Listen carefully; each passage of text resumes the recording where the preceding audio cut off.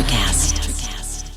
We're able, like, to tell where a young girl in London, England, through her DNA, what's actually going on energetically inside of her body. We're able to tell people that they have mold in their house and that that they've got emotional issues, like you've been able to see. And it really, people always say to me, like, do you have a camera in my house? And I'm like, no, this is how the spiritual side of it works with the epigenetic side of it, where it comes together. So welcome to the Cosmic Love Antenna Podcast. This podcast is meant to encourage you to connect within so you can share your light with the world. And now, here's your host, Harrison Ma. Welcome, beautiful souls, to the Cosmic Love Antenna, another episode, pumping them out at the moment. And I'm so excited. I've been excited for each episode, but this one, I think it's early morning for me here in Australia. So there's a lot more coming up than normal just because of the hour of the day. But I'm your host, as always, Harrison Ma. And my guest today is the powerful mind that is Michael Huey. And Michael Huey is a nutritionist. He's a wellness and longevity coach. He's a trainer. He's many things. But to me, he really signifies and embodies seeing into people's light, seeing into people's love, seeing into people's what is already there. A short little anecdote. I met Michael on the Clubhouse platform. And when I saw his voice, felt his voice, when I got to hold space with him, I felt very intimidated, to be honest. I was like, oh, this is a man that obviously has a lot more years of experience than me in my practice. But what was interesting, straight away, this being saw the light that was in me, and he held space for me to be the person that I am. And this is not just a Michael and Harrison thing. This is a Michael being Michael to everyone thing. So today, that is why I wanted Michael to come on the show to share his brilliance, but so all of you could see his loving light. Michael, welcome to the Cosmic Love Antenna. Brother, that was a great introduction. It's really funny. My wife texted me earlier because I told Harrison, like, it's super early over there, right? And I told my wife knows my schedule, and she knows I had back-to-back appointments. She said, well, maybe you can cut your one before that, so you're sure. And she said, make sure you tell Harrison that I love him. And she just loves his voice. She loves his integrity. She loves who he is. And to please my wife, she has a lot of discernment and a lot of wisdom. And I think that she can tell, she can tell people's heart. And I think that that's what's important. So thanks for having me, brother. I'm super excited to be here with you. I was looking forward as I end my day today. I started it at 4:00 this morning, and now it's 3:00 here, 2:45ish. And so, it's a long day, and you're my last thing that I get to do today. And I'm super excited. I'll finish with this. One of the things that I really liked is, being able to meet Harrison on Clubhouse and then interacting with him on and off the app. But when I interviewed him on my podcast, I felt like I got to know him better. Like even when he said, let's be open and honest and let's just do a fireside chat. I was like, dude, that's what you and I did. So it's going to work out. So Thanks, brother. Appreciate you. You're so welcome, Michael. And I'm just already getting goosebumps and things moving through me. But it's funny you brought up Lisa, your partner, and she's on my list of things to talk about. So don't worry, we'll get to Lisa. I can't wait to just add in that element. But Michael, where I want to start this chat is, I want to learn a bit more about you, right? I know elements, and I'm sure you're going to teach me some more here, but I want to give people listening a bit of a background on the loving light that you are now in this incarnation that you're currently acting as. So I'd love for you, Michael, to give us, we don't have to go into a deep biography, but, some of the key elements, like I said at the start, you're a coach, you're a nutritionist, you do a lot of research into nutrigenomics and epigenetics. You've had a pretty expansive career thus far. What comes up when I ask you the question, what has allowed you to be the loving light in the world that you are at the moment? And that's probably the best question that anyone could ask. And the reason I say that is because it's really funny. I decided this week, Harrison, that I would ask people how old I was. and I've got I actually have it written down right here in front of me. The average range that I got this week was 40 to 43. Okay. That was what normally people said. You're in your 40s, 40 to 43, and I'll be 54 years old pretty soon. Okay. So even at the highest end, I was still 11 years, beyond that. And I think for me is I'm probably in the best part of my life I've ever been in. Like, my marriage is good.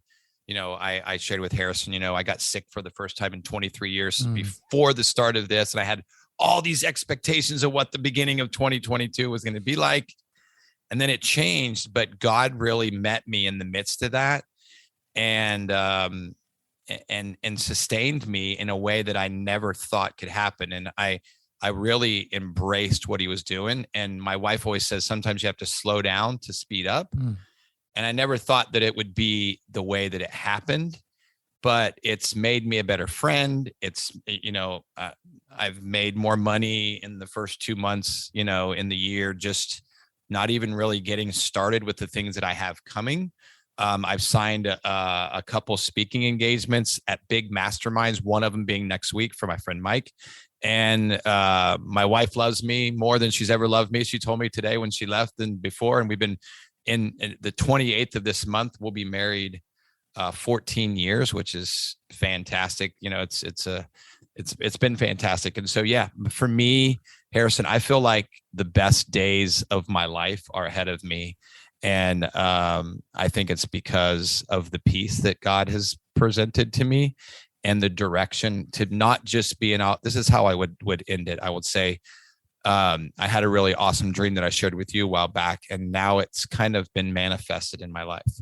It's become a reality. And my spiritual father, Dr. Randall Langley, said, I had a prophecy spoken over me about 2 months ago over me and my wife. And he said, in the midst of promise, whenever God's promised you something, there's a process that you go through. And he said, most people quit before they get to the promise, or they get distracted, or they give up, or something traumatic happens. And for me, I've really divorced the outcome and married the process of what this is going to look like. And I wake up every day better than I woke up the day before. And so I'd say where I'm at now is the Lord gave me the word consistency for 2022. And I think when you're consistent in what you do and the message that you have and the things that you want to do, you attract the right type of people. So I would say I'm in the best space that I could possibly be at. Oh, so much in there that I want to break down, but I want to come back to your faith and you as a minister in a bit, but so you, and we just heard it as you were speaking, then you embody this goal and ambition of sort of, healthy longevity, right? And there is such a myth in sort of modern society that we age, and with age becomes frailty, right? Frailty and a decline. But as everyone just heard, right, your biological age is actually going backwards as you age in your years, right? So, Michael, I'd love to, before we move on to some other topics here, where did this ambition for not just embodying healthy longevity, but this ambition for teaching it and supporting others with it come from? How long has that been in your psyche and been moving through you from this consistent way? It's funny that you asked this. So, one of my mentors just recently passed away a week ago, and I was unable to go to his life celebration because I had a commitment that if I'm committed to something, I stay committed to that. Right. And he told me when I was in my 20s, and so obviously, I've known him for a very long time. He actually said to me, he did some tests on me, and he's a psychologist, and he ran the largest pregnancy center in all of the United States, and told me that he had saved thousands and thousands of babies from abortion. And he said, Michael, you have a heart to serve. You have a heart to serve. He said, and that servanthood is very much like your Savior's heart. And he said, you're like Jesus, that you would sit down and wash the feet of your disciples. And that's what you do with people. You're always about helping people. And he said, it shows in your giving, it shows in your marriage, it shows in a lot of things that you do.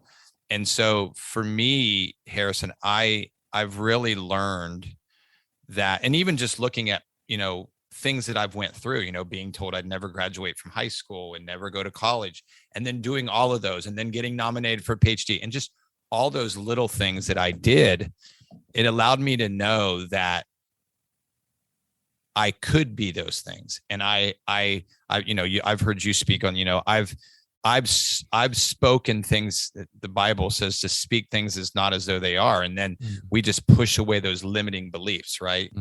And I believe that now I'm finally, because of my grandmother was my best friend, and she taught me to serve and to love and to, she probably laughs at me sometimes because I sometimes want things for people more than they want for themselves. And I don't give as much grace as God gives me, but I've really learned in the last probably 3 to 6 months, how to overcome rejection, how to not want things more for people than they want for themselves, and just to love people where they are. And for me, my business has expanded so quickly, just meeting people where they are and realizing that I can't serve everybody, but I can serve the people that I'm called to serve. And that for me has been most important. It's interesting, Michael. A lot of the words that you speak and the intention that you base yourself in, there's a lot of similarity in this idea of unconditional love, right? And within this podcast, but also within my coaching and the business that I have, within the cosmic love antenna, that is the base, right? We tune into that space of unconditional love. Then from that space, once we go in through self-love, then we radiate outwards, right?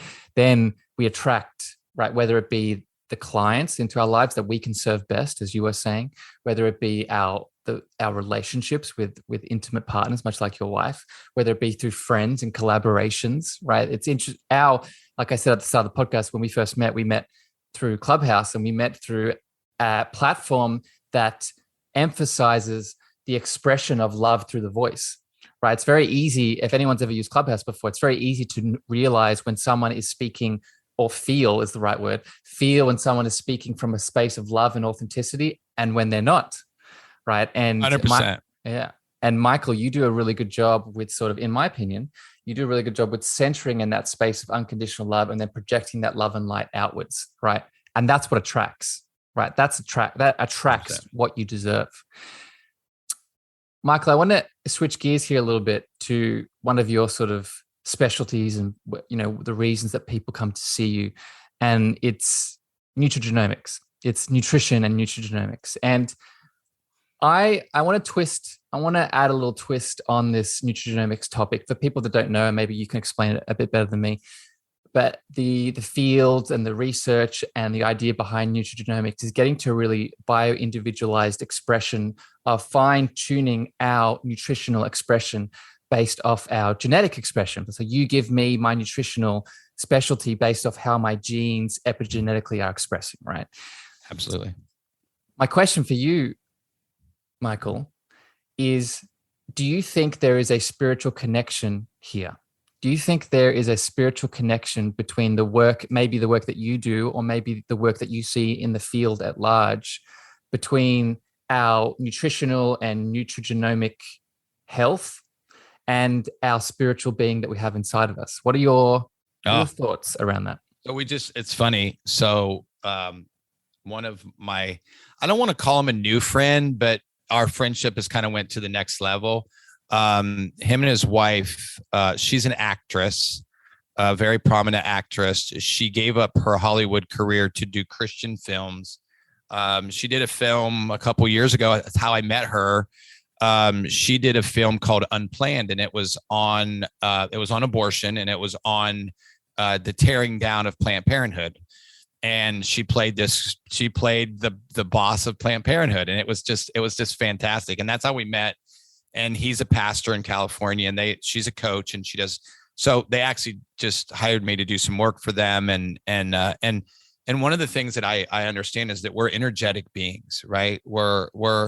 We have that, I've replaced my my own spirit, and I've replaced it for that of the Holy Spirit. And so for me, when I look at herbs and I look at, when you think about nutrigenomics, it's using naturally occurring compounds in synergy to create and affect the way our genes are expressed, whether they're upregulating or downregulating. Mm-hmm. And it's why for the first time in history, we've been able to patent nutrigenomics type of herbs. Before, I mean, you could never patent herbs before. Like, how do you do that? Right.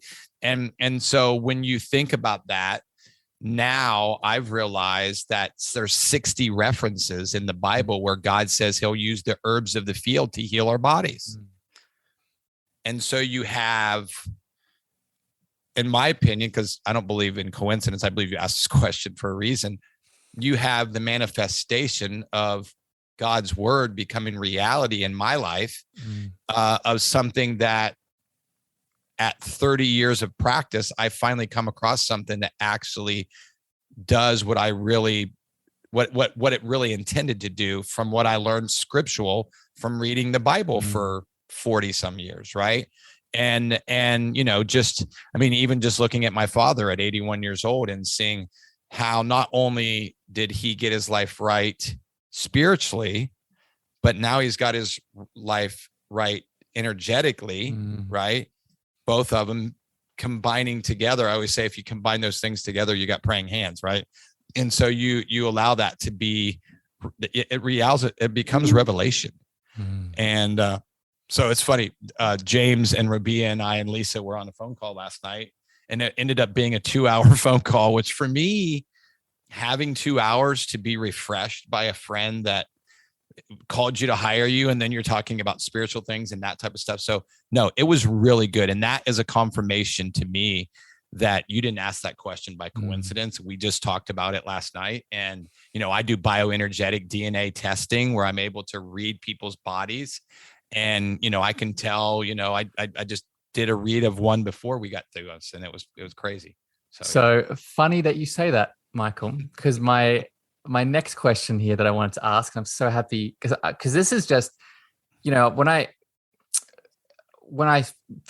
started doing this podcast a couple of weeks ago now, right? And one of the reasons that really kicked me in the bum to finally do it was to scratch my own itch, right? I really want to, I've been spending a lot of time with you and other people on the Clubhouse platform, but it has its limitations in terms of, at the very least, of what I can learn, right? I spend a lot of time teaching others, but in terms of me learning, right, it's not, for me, it doesn't scratch that itch. So this podcast is scratching that itch, right? Love it. With that desire of itch scratching, I have a question with you based off what you just said about the spiritual side of the nutrigenomics and the epigenetic expression of our genes.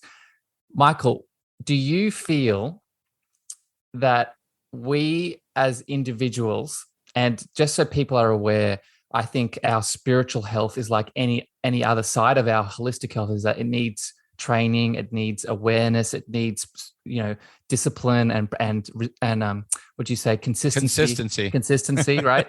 It definitely needs those things. But if we have those elements, Michael, my question is, do you think the powerful spiritual being inside of us can get to the point where we can actually feel genetic expression, where we can feel the epigenetic switches on and off? So say, like, I'm talking to you about some of the nutrigenomic supplements that you make. Am I, Harrison, based off my spiritual development, able to get to the point where I can tune in, ask my soul, ask my spirit, whatever your name is for it, right?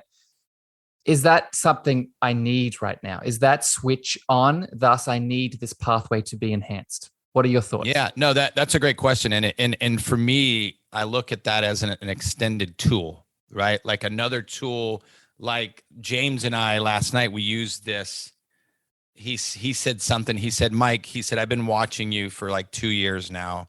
And he said, Rabia and I said, we've went through all these coaches and other stuff, and said, why didn't we just hire Mike like 2 years ago? We wouldn't have had to go through all this stuff. And I said, why do you say that? Because I always want to know things. I want to learn why people are feeling, what they're expressing, right? And he said, because you've built this tool belt that has allowed you to do so much things and help so much people. And now it's attracting the right type of people. Today I was talking about, codependency and all that stuff and how that can direct us in the wrong thing. But I totally believe that through that energetic stuff and through that energetic being, just like when I do, when me and two of my practitioners do the bioenergetic DNA testing, we're able like to tell where a young girl in London, England, through her DNA, what's actually going on energetically inside of her body. We're able to tell people that they have mold in their house and that that they've got emotional issues, like you've been able to see. And it really, people always say to me, like, do you have a camera in my house? And I'm like, no, this is how the spiritual side of it works with the epigenetic side of it, where it comes together. So yeah, absolutely. 100%. Yeah, I think it's so exciting. And and this leads into the next thing I want to speak about here. I look into the future about where this sort of, your part in the industry, but the sort of holistic healing, allopathic and sort of Eastern combination synergy moving forward together. It's sort of going in this direction, right? When we're realizing this spiritual being that's inside of us and its impact on the physical, right? Its impact on the emotional, its impact on the mental. And so this is sort of the next thing I want to add here, Michael. And I think this is becoming more and more evident in the world, is this need for bio-individualized healthcare, right? Bio-individualized medicine, bio-individualized holistic practices that really focus in not on only the person, but where they are right now in their life and their unique expression, right? A little story here I want to share, and I'll pass to you with your thoughts on this. I do a lot of work around ancestral healing. And from an emotional trauma side of things, right, not only does say that I experience a trauma at the age of 20, let's say I'm in a car accident, right, and I'm unable to process and have the space to emotionally integrate and regulate through that. Not only will I pass that trauma that is unfinished on to my children, I'll pass on the little genetic snip saying that trauma happened at the age of 20. So then when my children get to the age of 20, there's a high chance that that trauma will express itself so it can be healed, right? So I share this to really ask you the question, Michael, looking forward into the future, where do you see what do you predict happening in terms of this bio-individualized healthcare and support system that you are a part of? Well, I think it's here. Right. I think I was sharing the story of one of my new clients that I just finished 3 months with him, and he wanted to do the next part would do 6 months. Right. And so the first part of his journey, the first month, we didn't even talk about nutrition. We dove into some of his childhood stuff. We dove into generational stuff, like his family and his father and what he went through with his mother. And at the end of the first month, he'd lost 20 pounds, and we never even went over any nutritional stuff. Right. and his relationships with his kids were restored. And that piece of really being able to look at the individual. And I think a lot of times in the holistic wellness thing, it's very me-centered, okay? And it's not focused on the individual. So when you focus on that individual and you look at spirit, soul, body, mind, will, emotions, if you look, you can take me, for instance, 5 generations of alcoholism, right? Almost in scriptural terms, I call it a generational curse, right? Same type of thing, but I broke that curse because I chose not to drink alcohol, right? And so, and spiritually, I've been healed at that. And even my mom was just like you said, at a certain age, she took up alcohol, right? Because it was something that, had been happening in her family. So we always say this, my wife says, this is great because you asked this question. She always says, we're no longer bound to our DNA mentally, physically, spiritually, emotionally, financially, whatever those things are, because we have the availability to break through that wall and break through that veil and then be able to see a blueprint. It's like no longer a quick fix, Harrison. It's a blueprint and a map that allows me to understand when something comes up, I can pivot, or something comes into my life. I don't have to be a part of that just because I was told I would never graduate from high school and go to college and then obtained 3 degrees and 35 certifications, right? I broke through that. And I think that's what's been important for me. And not only for me, but has allowed me to teach this to other people. And, a lot of my wife and her friends, they've helped people through generational stuff, going through inner child healing and all the stuff that you're really passionate about. So yeah, totally. Oh, I love it. Michael, your advertisement check will be in the mail. It's funny that you nailed all that with the sort of, that's the reason, again, just for people listening and everyone tuning in, the Cosmic Love Antenna is not just the name of this podcast, but it's transformation that I offer in the coaching that I do. And part of that is, I use the antenna analogy or the satellite analogy, right? That we need to be mindful of the support structure on the outside of the antenna, right? So it's foundational and strong, so the frequency flows. But if the frequency is not flowing internally due to ancestral trauma, due to addictions, due to childhood elements, due to emotional irregulation, then we can support the internal structure as much as we want. But that love, that frequency is not going to be as efficient unless we handle that deeper spiritual, emotional, mental stuff first, right? So I'd really encourage people listening, whether you are tuning into Michael's beautiful words or my beautiful words, with the practitioner that you work with, even if they aren't, maybe specialized in the area, at least have the conversation, right? At least have the conversation about the childhood elements, the ancestral elements, and just hitting on that breaker of the chains that I would call it, Michael. That's what should inspire you, right? If you, using your example, Michael, of the alcoholism that's been in your lineage, right? Break that chain, not only for you, for the individual that's experienced it, but through the power of ancestral healing. When we lean into those elements, we have to realize that we heal forwards and backwards, right? So we heal our children, whether we've had them or not, right? And we also heal, and this might get a little bit woo and spiritual here, but I know Michael could probably go there with me. We also heal the ancestors, right?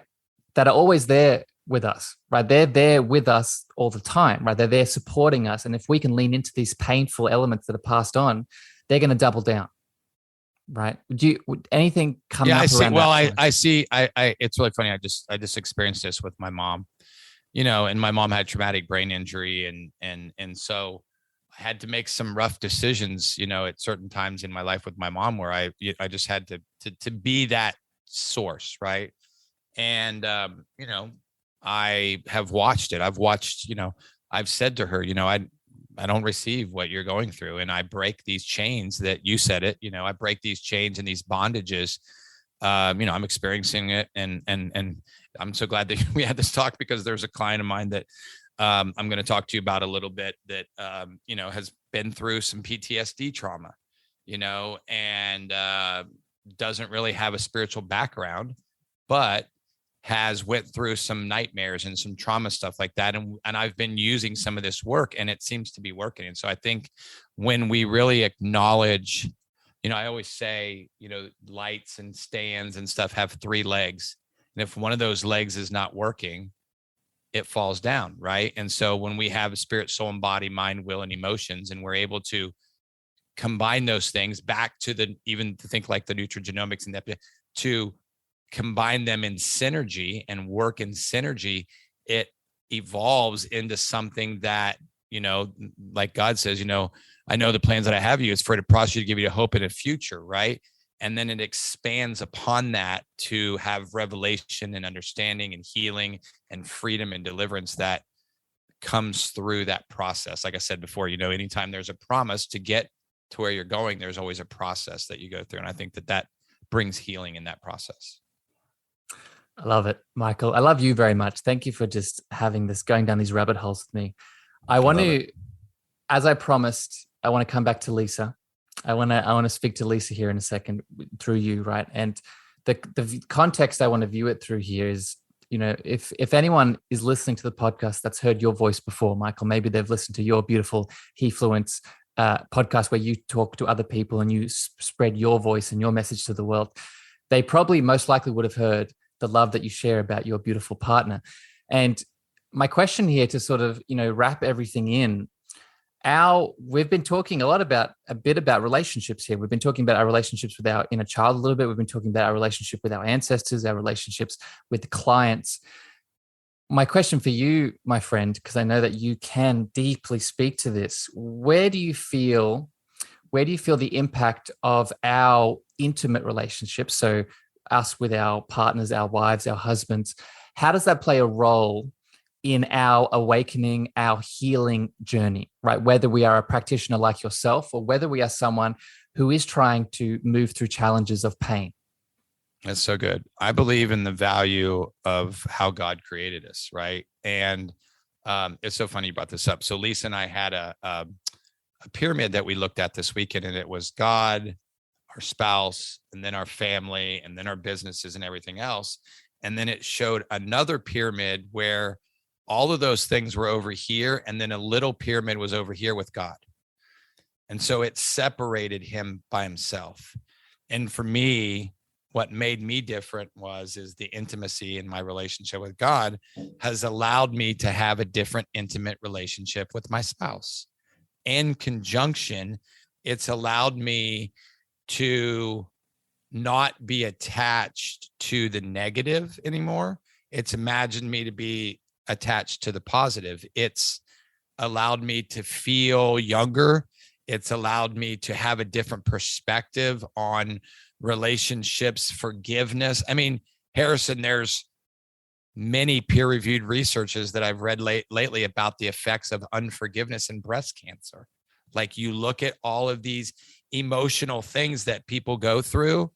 And we were at an event praying for a lady, and my wife said to her prophetically, who have you not forgiven? And then she went through this process with her, and the lady was weeping and crying. And I'm just going to be honest with you, I believe that God was healing her and through that very process of double breast cancer. And so when I learned these things about healing, and I'll use this last example to confirm what you just said. I shared this earlier with you about my client who lost 20 pounds his first month and never did anything except forgive himself. He went to his children, who he was estranged from, 4 of them, asked them for forgiveness. And now he's restored all these relationships. He's off all these medications.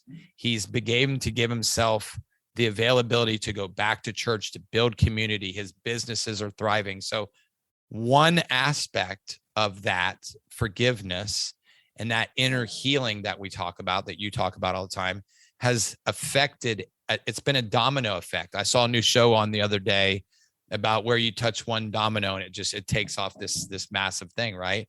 And I believe when you go through that inner healing and you go through and you really dig into the spirit and the soul, it affects the body in a way that the human can't explain. It comes from the start of that journey of forgiveness and healing and restoration. And for me, I've forgiven my dad for a lot of things. I've forgiven my mom for a lot of things. And it's really brought a lot of restoration for me and for my clients and for my wife. If you knew, Lisa and I were, apart for a while, and we both went through our own things. But when we came back, our marriage is stronger than ever, and the bond that we have now, there's nothing that can take it apart. So thanks for asking that question. Oh, goosebumps, Michael. And I felt the emotion coming up in your voice right at the end there. And so thank you for going deeper with that. And I think people felt it. And I want to just maybe highlight this even more, just for everyone to understand. This is where really I'm a holistic practitioner, but if I was to put myself in some kind of niche, right, it would be the sort of emotional / spiritual to the physical connection, right? Everything that you're talking about, right? And just speaking from that heart space, I want to explain this even more clearly for people to understand. I work a lot with the chakra system, as you probably know, Michael, and the heart chakra, which is the heart plexus, so everything that governs that chest area. So not just the heart itself, but the lungs, that whole area. Grief is one of the emotions that holds itself there, right? And if we're moving through unforgiveness, what's one of the emotions that's probably going to hold itself if we haven't, moved through it yet? And it's going to be grief. Mm-hmm. And just to make this very clear for the physical connection to this, as you said beautifully, Michael, we are energetic beings, right? And what is emotion, right? Emotion is energy in motion. When we do not lean into the true self-forgiveness in the reflection of a beautiful partner or relationship, that grief emotion is not allowed to move in the way that it wants to move. So what do you think it's going to do, right? We know through a physics lens that energy is neither created or destroyed. It is either moving or transforming into something else, right? So if we do not allow the beautiful grief to be expressed in the way that it wants, it's going to show up. The body truly keeps score. It's going to show up to get our attention in some other way, right? What's another way? Well, maybe that cortisol imbalance that's putting you in a chronic fight or flight response. Yes, it might be due to the toxic food that you're putting in your mouth, or it also might be you not allowing that grief to be expressed in the way that it deserves to be expressed through true forgiveness. And by you truly allowing that to come up and out, that is the last domino that is needed for you to get back into that parasympathetic state, so you can finally lose those kilos, those pounds that you've been waiting on for so many years. Does that resonate? 100%. Yeah, no. And it makes me think of situations and people that I've been able to walk through those things with, and people that I'm walking through them with currently. So yeah, totally. Yeah. So exciting. Michael, I want to shift gears once again here. And it's funny, we might have to do another episode if you feel called in the future, because there's so many little tangents we could go on from all the things we've talked about. But I want to, I'd be remiss to not hit on this element before we finish. And it's this idea of, you're a minister, you're a pastor, right? And maybe you can explain how long you've been in that role, but I want to really look at it through the view of everything that's been happening in the world at the moment. And, I'm new to the podcast world, so, I want to be mindful of the C topic and all the things that are going on. But I do want to ask you, how has your relationship with your spiritual being as a pastor, how has it fluctuated and changed in a pandemic world, right? What has that been like for you? Well, so let me explain that. So the pastor, I'm you would consider me a reverend, okay? Because the pastor is the pastor who pastors the church, right? Even though I'm licensed, been through school, and I want to make that clear because maybe my wife would listen, and we kind of had this little thing about pastoring and revering, right? For me, I've watched more people come to a growing relationship with God during a, whatever we call this, a pandemic, whatever it is, right? Because Harrison and I know a lot of the truth about it, right? And we've talked about a lot of it. And I think for me, I don't believe it happened to us. I believe it happened for us.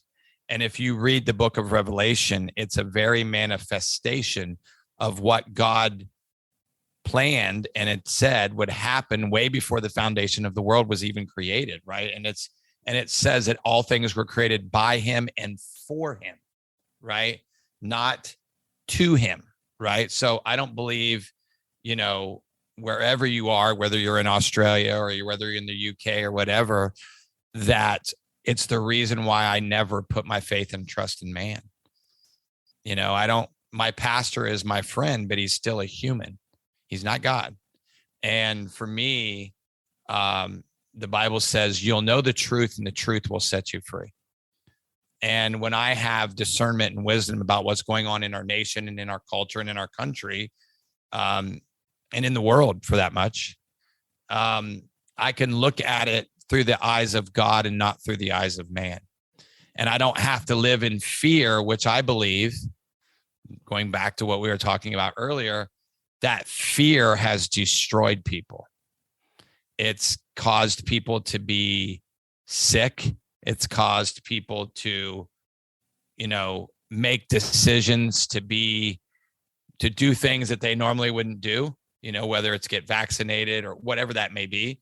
And I think when you make decisions based on fear and emotions, it takes you away from what's your inside your very being and allows it and prevents you from becoming, I said this today to a lady, and it's no coincidence again, that's how this went. I said, when's the last time you got alone with God and prayed about what the next season of your life at 60 is going to look like.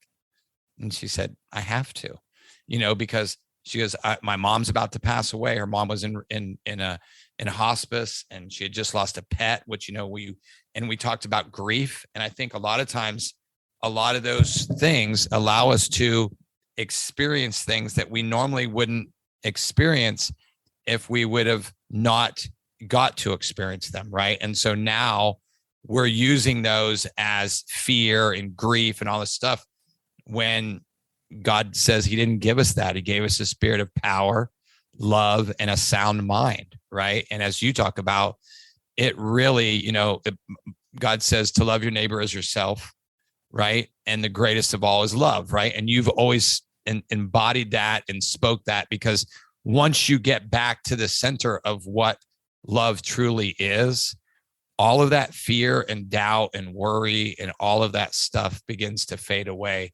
And then you can look in the mirror and see yourself the way you were created to see yourself, and you can love yourself, which gives you that availability to love others. And I think that's super important. So deep and so powerful. And, I want to make something very clear with one of the elements that you just said, Michael, and it's this idea of giving our power away, right? And this is not just a COVID thing. And I agree with you. I think COVID is just another it's given us an opportunity, I believe, much like yourself. We not only live in a universe where everything is happening for a reason, we live in a universe where everything is happening for us. But one of the things that COVID has given a lot of us the opportunity to stand in our power. But I think where we often fall down is that we feel that if we stand in a place of power, that's actually taking us away from our love, right? We feel that if I'm going to stand up, and let's just use an example. Let's say the lockdowns. Let's use that as an example here. Let's say if I stand in my power and speak from confidence, maybe sometimes anger, about what I feel is right or wrong about the lockdown situation, then maybe in that angry state, I'm actually moving away from love. But the paradox here is the more that you stand in that fiery, confident, expansive light, the more that you come back to your love. Amen. Regardless of how other people see you, right? This is, again, another sort of misconception that we feel that if we speak certain words, that if it is not handled in a certain way, then we must be incorrect, that we must be wrong, that we must becomes our identity. Yep.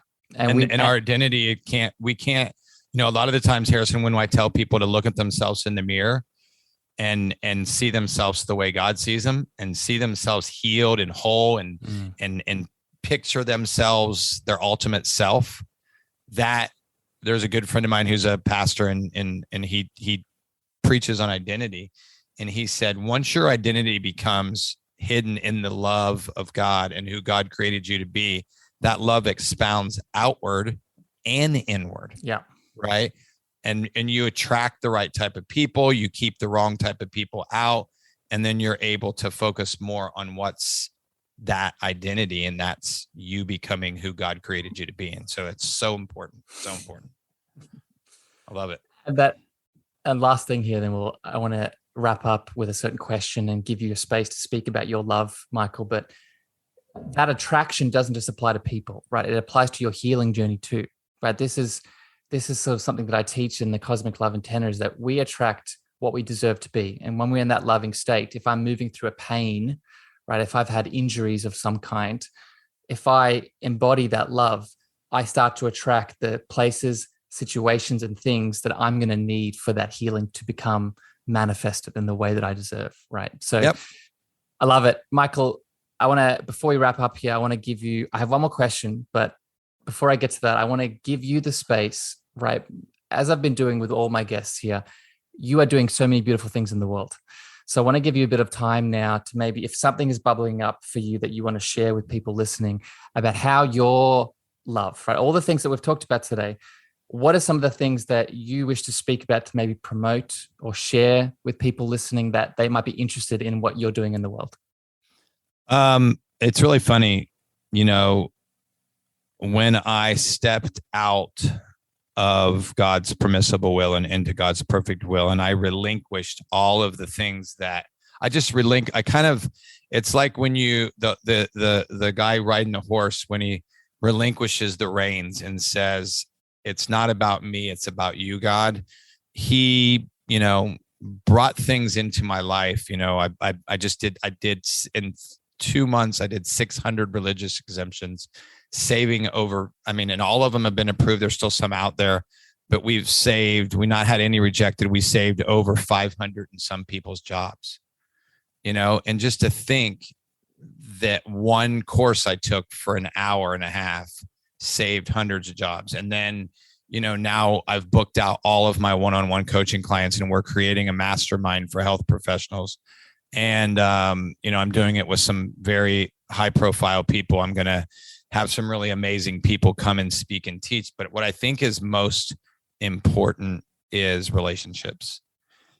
For me, my businesses are growing in the direction that I want them to do, but I want to build longer, sustainable, lasting relationships that are quality and that allow both of us to see ourselves the way we were created to be, and to be able to serve one another in a way that God intended us to serve. And I just want to build deeper, longer lasting relationships with people like that. So that's my goal this year more than anything, is number one, to be consistent, be intentional and serve. I want to serve in a way. I will say this. I shared this with you. I reread the book Boundaries, and I have set up boundaries in that, but I do want to be able to serve and build deeper, solid relationships. That's some of the goals that I have for this year. You're listening to this and your heart is expanding to the words that Michael is sharing. What I'll do is I'll put details of Michael's business, your social accounts, and you can reach out to Michael if you feel called. My friend, I have one final question here today with you. And a big part of this podcast that I'm building and creating is, really surprise here, looking at a deeper relationship with our internal love. And on my journey, that love word was very complicated, right? Until I found a space and place within me where I found a definition of love that really rang true. So my question for you, Michael, is what is your definition of love? It's a really emotional thing. What greater love than a man would lay down his life for the people that he created, and I put this on Facebook the other day. God is love. And the greatest act ever was when God became a man and laid down his life so that you could actually not experience religion, but you could experience a relationship. Love. I never forced my wife to marry me. I didn't drag Lisa kicking and screaming to the altar. I asked her father, and I told him that I loved her, and he said, "Are you going to be with her forever?" And at the same thing, and this is how I'd finish saying this, is that God says that he stands at the door of your heart and knocks. And unless you let him in, if he forced himself into you, which is what a lot of religion and a lot of things do, it's not love. I never forced Harrison to invite me to come on his podcast, right? He wouldn't have done that because he loves people and he loves me, right? Same thing, right? And the same thing with him when I interviewed him. And I think that's the greatest act of love, when God freely says, all you have to do is invite me into your life, and I come in, and he laid down his life so that I could have a relationship with him. And for me, that's the ultimate love. So hope that answers. It's beautiful, sir. Comes back to that unconditional word that we talked about right at the start. Full circle. Yep. Michael, I love you very much. Thank you for coming on this show with me today. Thank you for sharing your voice. Again, I'll put everything in the show notes if you want to reach out to Michael, my dear friend. But with that, beautiful souls, I wish you a wonderful morning, afternoon, evening, wherever you are in the world. This has been the Cosmic Love Antenna. My name is Harrison, here with the powerful Mikey Huey, and we're out. Bye, everyone. Thank you for listening to the Cosmic Love Antenna podcast. We hope you enjoyed. Be sure to follow Harrison on Instagram, Twitter, and Clubhouse at Harrison Ma. That's Harrison, MEAGHER.